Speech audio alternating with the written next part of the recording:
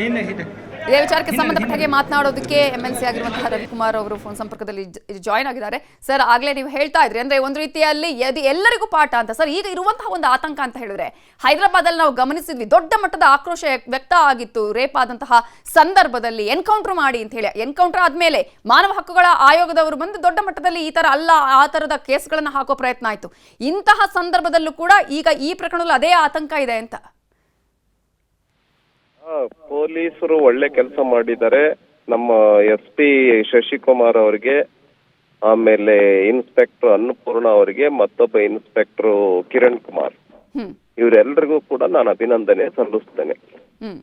ಇವತ್ತು ಒಂಥರ ಏನಾಗ್ಬಿಟ್ಟಿದೆ, ಯುವತಿಯರನ್ನ ಎತ್ಕೊಂಡು ಹೋಗೋದು, ಅಪಹರಣ ಮಾಡೋದು, ಅತ್ಯಾಚಾರ ಮಾಡೋದು, ತಪ್ಪಿಸ್ಕೊಳ್ಳೋದು, ಇದೆಲ್ಲ ಈ ಮೊಬೈಲ್ ಅಲ್ಲಿ, ಟಿವಿನಲ್ಲಿ ನೋಡಿ, ಸಿನಿಮಾಗಳಲ್ಲಿ ನೋಡಿ ನೋಡಿ ತಪ್ಪಿಸ್ಕೊಳ್ತಕ್ಕಂಥದ್ದು ಬಹಳ ಸರಳವಾಗಿದೆ. ಹಾಗಾಗಿ ಈ ಒಂದು ಎನ್ಕೌಂಟರ್ ಏನ್ ಮಾಡಿದ್ದಾರೆ, ಸಾಮಾನ್ಯವಾಗಿ ಪೊಲೀಸರು ಮಾಡಕ್ ಹೋಗೋದಿಲ್ಲ, ಹಂಗೆ ಮಾಡೋಂಗಿಲ್ಲ ಕಾನೂನಾತ್ಮಕವಾಗಿ. ಯಾವಾಗ ಪೊಲೀಸರಿಗೆನೆ ಹೊಡೆಯೋದಕ್ಕೆ ಕಲ್ ತೆಗೆದುಕೊಂಡು ವಾಹನಕ್ಕೆ ಡ್ಯಾಮೇಜ್ ಮಾಡೋದು, ಪೊಲೀಸರಿಗೆ ಹೊಡೆಯೋದಕ್ಕೆ ಇದು ಮಾಡಿದ್ರು, ಅವಾಗ ಗಾಳಿಯಲ್ಲಿ ಗುಂಡು ಹಾರಿಸ್ತಾರೆ. ಗಾಳಿಯಲ್ಲಿ ಗುಂಡು ಹಾರಿಸಿದ ಅರ್ಥ, ನೀನ್ ನಿಲ್ಲು, ನಿನ್ನ ಅರೆಸ್ಟ್ ಮಾಡ್ತೀವಿ, ವಿಚಾರಣೆ ಮಾಡಿ ಏನು ಅಂತ ಕಾನೂನು ಕ್ರಮ ತೆಗೆದುಕೊಳ್ತೀವಿ ಅಂತ ಅದರ ಅರ್ಥ. ಆದ್ರೆ ಅವನ ಅರ್ಥ ಮಾಡ್ಕೊಳ್ದೆ ಹೋದಾಗ ಮತ್ತೆ ಅವರು ಪೊಲೀಸರ ಮೇಲೆ ಕಲ್ ತೂರೋದನ್ನ ಮಾಡಿದಾಗ ಅನಿವಾರ್ಯವಾಗಿ ಅವ್ರು ಗುಂಡು ಹಾರಿಸ್ಬೇಕಾಗತ್ತೆ, ಶೂಟ್ ಮಾಡ್ಬೇಕಾಗತ್ತೆ. ಹಾಗಾಗಿ ಪೊಲೀಸ್ ಇಲಾಖೆ ಸರಿಯಾಗಿ ಮಾಡಿದೆ, ಅವರ ಕಾರ್ಯವನ್ನ ನಾನು ಶ್ಲಾಘನೆ ಮಾಡ್ತೇನೆ.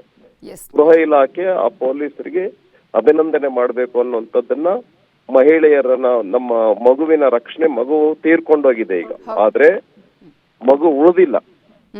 ಆತಂಕದಲ್ಲಿರೋರು ಯಾರು ಅಂತ ಹೇಳಿದ್ರೆ ಅವ್ರ ತಂದೆ ಮತ್ತು ತಾಯಿ. ಹಾಗಾಗಿ ಅವ್ರ ಫ್ಯಾಮಿಲಿಗೆ ಮತ್ತು ಕಷ್ಟದಲ್ಲಿದ್ದಾರೆ, ಕೂಲಿ ಮಾಡುವಂತವ್ರು, ಕೊಪ್ಪಳದಿಂದ ಹುಬ್ಳಿಗೆ ಬಂದಿದ್ದಾರೆ, ಅವ್ರಿಗೆ ಏನಾದ್ರು ಒಂದು ಪರಿಹಾರವನ್ನ ಕೊಡಬೇಕು ಅಂತ ನಾನು ವಿನಂತಿ ಮಾಡ್ತೇನೆ. ಕಾನೂನಾತ್ಮಕವಾಗಿ ಪೊಲೀಸ್ ಇಲಾಖೆ ಎಲ್ಲ ಯಾವ 3 ಜನ ತಮ್ಮ ಇನ್ಸ್ಪೆಕ್ಟರ್ ಇವರೆಲ್ಲ ಇದ್ದಾರೆ, ಅವ್ರಿಗೆ ಯಾವುದೇ ಕಾನೂನಿನ ತೊಡಕು ಬರಬಾರ್ದು. ಗೃಹ ಇಲಾಖೆ ಅವರಿಗೆ ಅವ್ರ ಬೆನ್ನಿಗೆ ನಿಲ್ಲಬೇಕು, ಅವ್ರ ಫ್ಯಾಮಿಲಿಗೆ ಬೆಂಗಾವಲಾಗಿ ನಿಲ್ಬೇಕು ಅಂತ ಹೇಳಿ ನಾನು ಹೇಳ್ತಾ, ಇನ್ನಷ್ಟು ವಿವರವನ್ನ ಅವನೇನು ಅತ್ಯಾಚಾರ ಮಾಡಿದಾನೆ, ಇನ್ನಷ್ಟು ವಿವರವನ್ನ ಕಲೆಕ್ಟ್ ಮಾಡ್ಬೇಕು.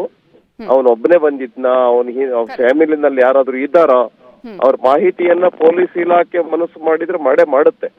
ಆದ್ರೆ ಒಂದೇ, ಪೊಲೀಸ್ ಇಲಾಖೆಗೆ ಫ್ರೀಡಮ್ ಕೊಡ್ಬೇಕು. ಹಂಗ ರಾಜ್ಯದಲ್ಲಿ ಪೊಲೀಸ್ ಇಲಾಖೆಗೆ ಫ್ರೀಡಮ್ ಕೊಟ್ಟಿದ್ದೆ ಆದ್ರೆ ಪೊಲೀಸ್ ಇಲಾಖೆಗೆ ಆ ಸಾಮರ್ಥ್ಯ ಇದೆ, ಆದ್ರೆ ಸರ್ಕಾರ ಮನಸ್ಸು ಮಾಡ್ಬೇಕಷ್ಟೇ. ಇದರಲ್ಲಿ ಒಂದು ದೊಡ್ಡ ಜಯ ಸಿಕ್ಕಿದೆ ಅಂತ ನಾವು ಅಂದ್ಕೊಳ್ಬಹುದು ಅಂತ ಅನ್ಕೊಳ್ತೀನಿ. Thank you so much Ravikumar ಅವರೇ, ನ್ಯೂಸ್ 18 ಜೊತೆ ಮಾತನಾಡಿದ್ದಕ್ಕಾಗಿ.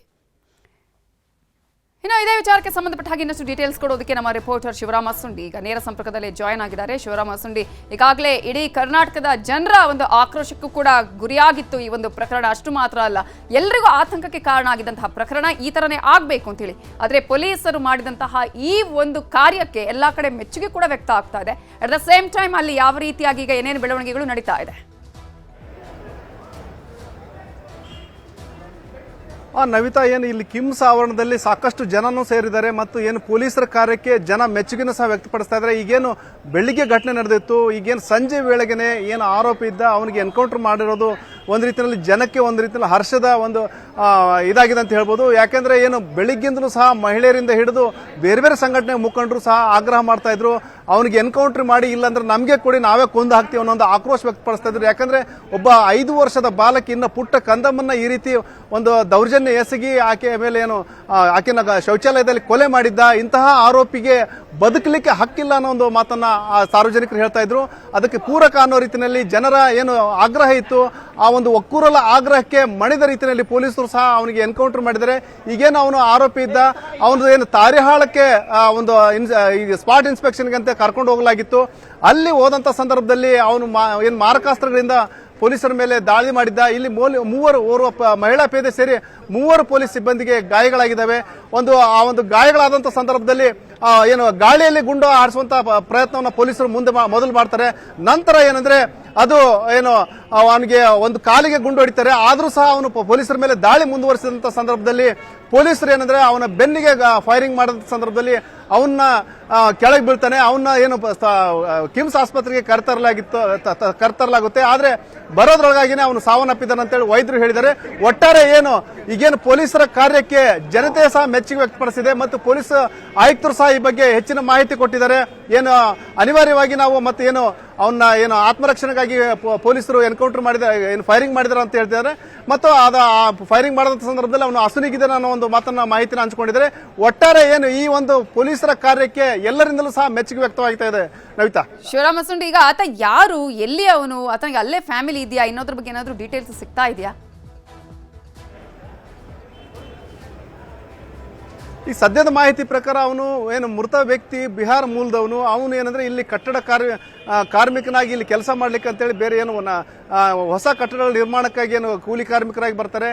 ಆ ರೀತಿ ಬಂದವನು ಇಲ್ಲಿ ಬಂದಂತ ಸಂದರ್ಭದಲ್ಲಿ ಅಲ್ಲೇನು ಒಬ್ಬ ವಿಜಯನಗರ ಅಧ್ಯಾಪಕ ನಗರ ಇತ್ತು, ಅಲ್ಲಿ ಆ ಒಂದು ಬಾಲಕಿಗೆ ಒಂದು ಚಾಕ್ಲೇಟ್ ಆಮಿಷ ಒಡ್ಡಿ ಎತ್ಕೊಂಡು ಹೋಗುವಂತಹ ದೃಶ್ಯಗಳು ಸಿಸಿ ಕ್ಯಾಮೆರಾದಲ್ಲಿ ಸೆರೆಯಾಗಿತ್ತು.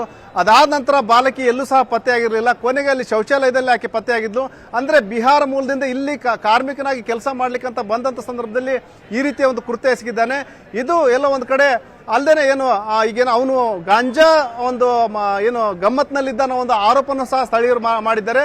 ಅಂದ್ರೆ ಆ ಒಂದು ಗಾಂಜಾ ಗುಂಗಿನಲ್ಲಿ ಮಾದಕ ವಸ್ತು ಸೇವನೆ ಮಾಡಿ ಈ ರೀತಿ ಕೃತ್ಯ ಎಸಗಿದ್ದಾನೆ.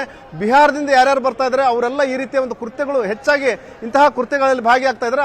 ಹಾಗಾಗಿ ಯಾರ್ಯಾರಿದ್ದಾರೆ ಅವ್ರನ್ನೆಲ್ಲ ಓಡಿಸಬೇಕು ಅನ್ನೋ ಒಂದು ಆಗ್ರಹ ಸಹ ಮಾಡ್ತಾ ಇದ್ರೆ. ಒಟ್ಟಾರೆ ಬಿಹಾರ ಮೂಲದಿಂದ ಬಂದ ವ್ಯಕ್ತಿ ಕೃತ್ಯ ಎಸಗಿದ್ದಾನೆ. ಅವನಿಗೇನಾದ್ರೂ ಅಸೋಸಿಯೇಟ್ಸ್ ಯಾರಾದ್ರೂ ಇದಾರ ಅನ್ನೋದ್ರ ಬಗ್ಗೆ ಸಹ ಪೊಲೀಸರು ತನಿಖೆ ಕೈಗೊಂಡಿದ್ದಾರೆ. ನವಿತಾ, ಈಗ ಏನೇನ್ ಪ್ರೊಸೀಜರ್ ಆಗ್ತಾ ಇದೆ, ಮರಣೋತ್ತರ ಪರೀಕ್ಷೆ ನಡೀತಾ ಇದೆಯಾ ಶಿವರಾಮ ಮಸುಂಡಿಯಲ್ಲಿ? ಸದ್ಯಕ್ಕೆ ಏನಂದ್ರೆ ಈಗೇನೋ ಒಂದು ಅವನ ಶವ ಇದೆ ಅಲ್ಲಿ ಕಿಮ್ಸ್ ಒಳಗಡೆ ಎಮರ್ಜೆನ್ಸಿ ವಾರ್ಡ್ ನಲ್ಲಿ ಇಡಲಾಗಿದೆ. ಈಗ ಅದನ್ನ ಪೊಲೀಸ್ ಆಯುಕ್ತ ಎನ್ ಶಶಿಕುಮಾರ್ ಅವರು ಆ ಒಂದು ಬಾಡಿನ ಪರಿಶೀಲನೆ ಮಾಡಿದ್ದಾರೆ ಮತ್ತು ವೈದ್ಯರಿಂದಲೂ ಸಹ ಹೆಚ್ಚಿನ ಮಾಹಿತಿ ಪಡ್ಕೊಂಡಿದ್ದಾರೆ. ಇದಾದ ನಂತರ ಅವನ್ನ ಆ ಬಾಡಿನ ಪೋಸ್ಟ್ ಮಾರ್ಟಮ್ಗೆ ಕಳಿಸ್ಕೊಡ್ಲಾಗುತ್ತೆ. ಈಗಾಗಲೇ ಮೃತ ಬಾಲಕಿನ ಶವವನ್ನು ಈಗಾಗಲೇ ಪೋಸ್ಟ್ ಮಾರ್ಟಮ್ಗೆ ಕಳಿಸ್ಕೊಡ್ಲಾಗಿದೆ. ಇನ್ನೂ ಸಹ ಬಾಲಕಿಯ ಶವ ಮರಣೋತ್ತರ ಪರೀಕ್ಷೆ ಇನ್ನೂ ಸಹ ನಡೆದಿಲ್ಲ. ಈಗ ಇವಂದು ಸಹ ಮರಣೋತ್ತರ ಪರೀಕ್ಷೆ ಕಳಿಸಿಕೊಡ್ಲಾಗುತ್ತೆ. ಹೆಚ್ಚು ಕಡಿಮೆ ನಾಳೆ ಬೆಳಿಗ್ಗೆ ಈ ಎರಡೂ ಬಾಡಿಗಳ ಮರಣೋತ್ತರ ಪರೀಕ್ಷೆ ನಡೆಯುತ್ತೆ. ಸದ್ಯಕ್ಕೆ ಏನಂದ್ರೆ ವೈದ್ಯರು ಡೆತ್ ಕನ್ಫರ್ಮ್ ಮಾಡಿದ್ದಾರೆ ಮತ್ತು ಪೊಲೀಸ್ ಆಯುಕ್ತರು ಸಹ ಭೇಟಿ ಕೊಟ್ಟು ಆ ಒಂದು ಬಾಡಿನ ಪರಿಶೀಲನೆ ಮಾಡಿ ಒಂದು ಮುಂದಿನ ಏನೆಲ್ಲ ಕ್ರಮಗಳು ಕೈಗೊಳ್ಳಬೇಕು ಅನ್ನೋದ್ರ ಬಗ್ಗೆ ಹಿರಿಯ ಪೊಲೀಸ್ ಅಧಿಕಾರಿಗಳ ಜೊತೆ ಚರ್ಚೆ ಮಾಡ್ತಾ ಇದ್ದಾರೆ. Navita, fine, thank you Shivarama Masundi ಈ ಕ್ಷಣದ ಡೀಟೇಲ್ಸ್ಗೆ. ಆರೋಪಿಯನ್ನ ನಾವು ತಕ್ಷಣಕ್ಕೆ ಹಿಡಿದಂತ ಸಂದರ್ಭದಲ್ಲಿ ಅವರೆಲ್ಲ ಒಂದ್ ಕಡೆ ತಪ್ಪಿಸ್ಕೊಂಡು ಓಡೋಗ್ಬೋದು ಅನ್ನೋಂಥ ಒಂದು ಮನಸ್ಥಿತಿ ಇರುತ್ತೆ. ಆ ಸಂದರ್ಭದಲ್ಲಿ ಈ ವ್ಯಕ್ತಿ ಏನಿದ್ದಾನೆ 4 ರಿಂದ 5 ವರ್ಷ ವಯಸ್ಸಿನ ಚಿಕ್ಕ ಮಗುವನ್ನ ಅಪಹರಣ ಮಾಡಿಕೊಂಡು ಅಂದ್ರೆ ಎತ್ಕೊಂಡು ಆ ಮಗುಗೆ ಕೊಲೆ ಮಾಡುವಂತ ಬಹಳ ಗಂಭೀರ ಪ್ರಕರಣದ ಆರೋಪಿ. ಹಂಗಾಗಿ ಇಂಥ ಗಂಭೀರ ಪ್ರಕರಣದ ಆರೋಪಿಯನ್ನ ಅಷ್ಟು ಸುಲಭವಾಗಿ ತಪ್ಪಿಸ್ಕೊಂಡು ಹೋಗ್ಲಿಕ್ಕೆ ಬಿಡ್ಲಿಕ್ಕೂ ಸಾಧ್ಯ ಆಗಲ್ಲ. ಒಂದು. ಎರಡನೇದು, ನಾನು ಸ್ಥಳದ್ದು ಫೋಟೋಗ್ರಾಫ್ಸ್ ಎಲ್ಲ ಕೆಲವು ತರಿಸ್ಕೊಂಡೆ. ನಾನು ಸ್ಥಳಕ್ಕೆ ವಿಸಿಟ್ ಮಾಡೋಕ್ಕಾಗಿಲ್ಲ. ಅಲ್ಲಿ ಪೊಲೀಸ್ ವಾಹನದ ಮೇಲೆ ಕಲ್ಲನ್ನು ಎಸೆಯುವಂಥದ್ದು, ಅಲ್ಲಿರುವಂಥ ಅಧಿಕಾರಿ ಸಿಬ್ಬಂದಿಗಳ ಮೇಲೆ ಕಲ್ಲೆಸೆದು ಓಡೋಗುವಂಥದ್ದು, ಈ ಥರ ಮಾಡಿದಂಥ ಸಂದರ್ಭದಲ್ಲಿ ಇಂಥ ಗಂಭೀರ ಪ್ರಕರಣದ ಆರೋಪಿಯನ್ನು ಅರೆಸ್ಟ್ ಮಾಡುವಂಥದ್ದು ಒಂದು ಕಡೆ ಆದರೆ, ತಮ್ಮ ಆತ್ಮರಕ್ಷಣೆ ಮಾಡ್ಕೊಳ್ಳುವಂಥದ್ದು ನಮ್ಮ ಅಧಿಕಾರಿಗಳ ಒಂದು ಕರ್ತವ್ಯ ಆಗುತ್ತೆ. ಹಂಗಾಗಿ ಸ್ಥಳದಲ್ಲಿ PSI ಅವರು ಆ ಆರೋಪಿಯನ್ನು ವಶಪಡಿಸ್ಕೊಳ್ಳಿಕ್ಕೆ ಒಂದು ಮಿನಿಮಮ್ ಯೂಸ್ ಆಫ್ ಫೋರ್ಸ್ ಮಾಡಿದ್ದಾರೆ. ಆ ಸಂದರ್ಭದಲ್ಲಿ ಅವನಿಗೆ ಗುಂಡು ತಗಲಿದ್ದೌದು. ಹಾಗೂ ಇನ್ನೊಂದು, ಅದು 2 ಕಡೆ ಓಡೋಗ್ಲಿಕ್ಕೆ ಅವಕಾಶ ಇತ್ತಂತೆ. ಇನ್ನೊಂದು ಕಡೆಯಿಂದ ನಮ್ಮ ಅಶೋಕ್ ನಗರ ಇನ್ಸ್ಪೆಕ್ಟ್ರು ಕಿರಣ್ ಕುಮಾರ್ ಅವರು ಕೂಡ ಏರ್ ಫೈರ್ ಮಾಡಿದ್ದಾರೆ ಮತ್ತು ಅವನ್ನ ವಶಪಡಿಸ್ಕೊಳ್ಳಿಕ್ಕೆ ಅವರು ಕೂಡ ಪ್ರಯತ್ನ ಮಾಡಿದ್ದಾರೆ. ಸೊ ಈ ಒಂದು ಕೃತ್ಯದಲ್ಲಿ, ಈ ಒಂದು ಘಟನೆಯಲ್ಲಿ ಅವನ್ನ ಇಮಿಡಿಯೇಟ್ ಆಗಿ ಹಾಸ್ಪಿಟ್ಲಿಗೆ ಶಿಫ್ಟ್ ಮಾಡಿ ಅವನ ಜೀವ ಉಳಿಸುವಂಥದ್ದು ಪ್ರಯತ್ನ ಕೂಡ ಮಾಡಿದ್ದಾರೆ. ಅಷ್ಟಾಗಿಯೂ ಅವನು ಮೃತ ಹೊಂದಿದ್ದಾನೆ ಅನ್ನುವಂಥದ್ದು KMC ಡಾಕ್ಟ್ರು ಹೇಳಿದ್ದಾರೆ.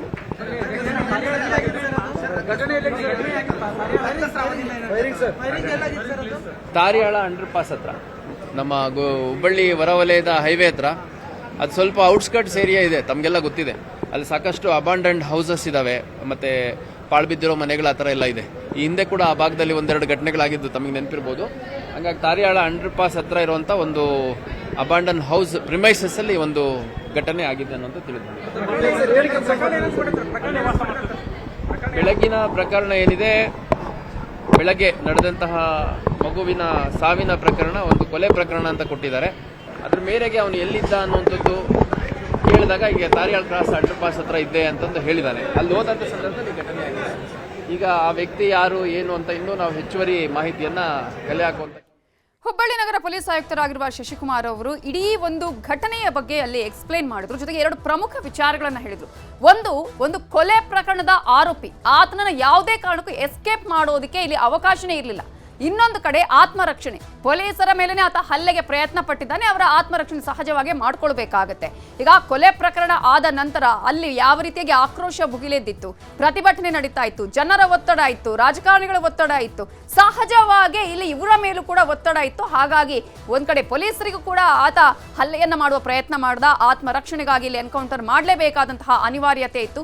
ಜೊತೆಗೆ ಜನ ಕೂಡ ಇದನ್ನೇ ಬಯಸಿದ್ರು, ಇಂತಹ ಒಂದು ಪಾಪಿಗಳಿಗೆ ಇಂಥದ್ದೇ ರೀತಿಯ ಶಿಕ್ಷೆ ಆಗಬೇಕು ಅಂತ ಹೇಳಿ. ಹಾಗಾಗಿ ಮುಂದಿನ ದಿನಗಳಲ್ಲಿ ಯಾವುದೇ ರೀತಿಯಾಗಿ ಯಾರು ಈ ಒಂದು ಕೃತ್ಯವನ್ನ ಎಸಗಿದ್ದಾರೆ ಅಥವಾ ಈ ರೀತಿಯಾಗಿ ನಡೀತಾ ಇದೆ ಅಂಥವರ ವಿರುದ್ಧ ಕಠಿಣ ಕ್ರಮಗಳು ಆಗಬೇಕು, ಆಗ ಎಲ್ಲರಿಗೂ ಕೂಡ ಪಾಠ ಆಗತ್ತೆ ಅಂತ ಹೇಳ್ತಾ ಈ ಹೊತ್ತಿನ ಪ್ರಮುಖ ಸುದ್ದಿಯನ್ನ ಮುಗಿಸ್ತಾ ಇದ್ದೀವಿ. ನೋಡ್ತಾ ಇರಿ ನ್ಯೂಸ್ 18 ಕನ್ನಡ, ಜಾಲ ನಮ್ಮದು, ಬಲ ನಿಮ್ಮದು.